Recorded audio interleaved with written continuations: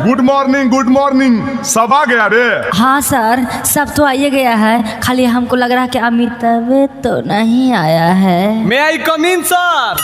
हाँ कम इन। इतना दिन से गायब कहाँ था रे?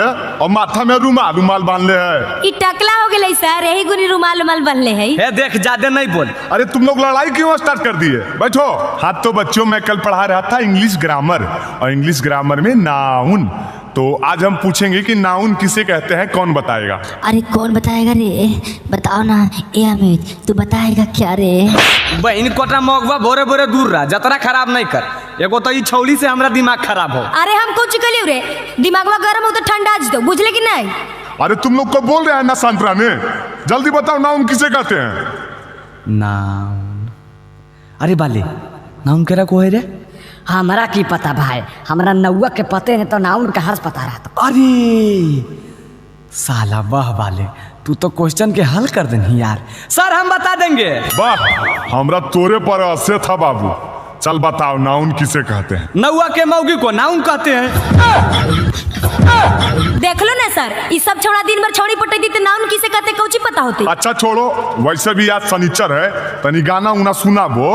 हाँ सर, एक बार फिर से अंतराक्षरी करवा दो ना लड़का लड़की में।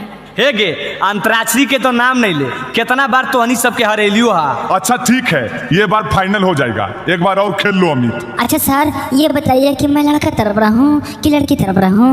मुझे कुछ समझ में नहीं आ रहा है कि किधर रहूं। अरे बहन कोटा तो ज्यादा खड़ा है, वजह रही नहीं अन्य नहीं उन्ने। आगे तू ही स्टार्ट कर। हाँ तो ले सुन। मन कर सिलवट पे लोढ़ा से ऊंच दी जवानी रजऊ। ए सर जी, मन कर सिलवट पे लोढ़ा से ऊंच दी जवानी रजऊ। कवना सोवत संगे काटता रजानी, लगा के मच्छरदानी रजऊ। कवना सोवत संगे काटता रजानी, लगा के मच्छरदानी रजऊ। लगा के मच्छरदानी राजा जी। चुप चुप एकदम चुप। और बड़का राजा जी जो रे मच्छरदानी लगा रहे हैं, कब चीज से ही लोगे? अरे जा से लो, जा से। ए अमिता, जु जु जु जु जु जु जू कोची करो बे, मार बो जहाँ। अरे मित्रा, जू जू जू जू जू वाला गाना गा दो। चुप।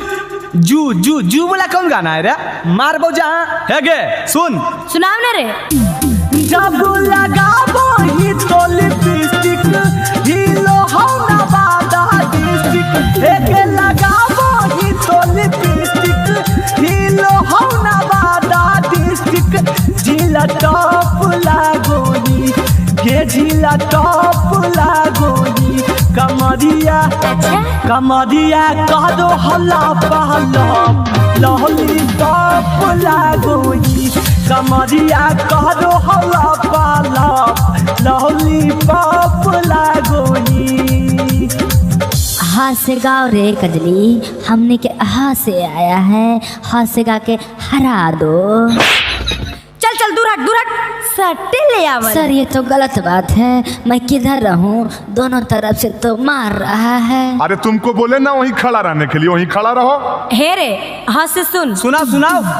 हम राजा जी दिन में न बोले कि रतिया में चोली खोले।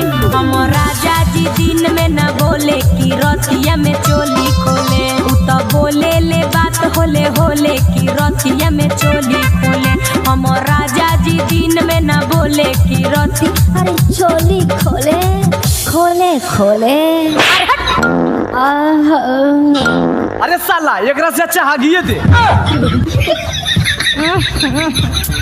सर ये सब गमका दिया, ये सब को कहिए जल्दी ला से गाने को। ला से ले सुन ला से।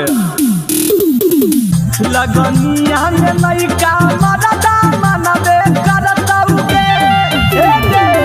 लगनिया में लइका मरदा मनबे करता उगे। हे गे मनबे करता उगे। आज करा छोड़ के जइनी हो छौड़ा कनबे करता उगे। जकरा छोड़ के जइनी गे छोड़ी गा से जल्दी गाओ ना गे। आगे गाओ जल्दी गा से। सुन रे गाड़ी लेके बढ़िया से जाई हो मोर ड्राइवर सजनवा। गाड़ी लेके बढ़िया से जाई हो मोर ड्राइवर सजनवा। आ दारू पी के गाड़ी मत चलाई हो मोर ड्राइवर सजनवा।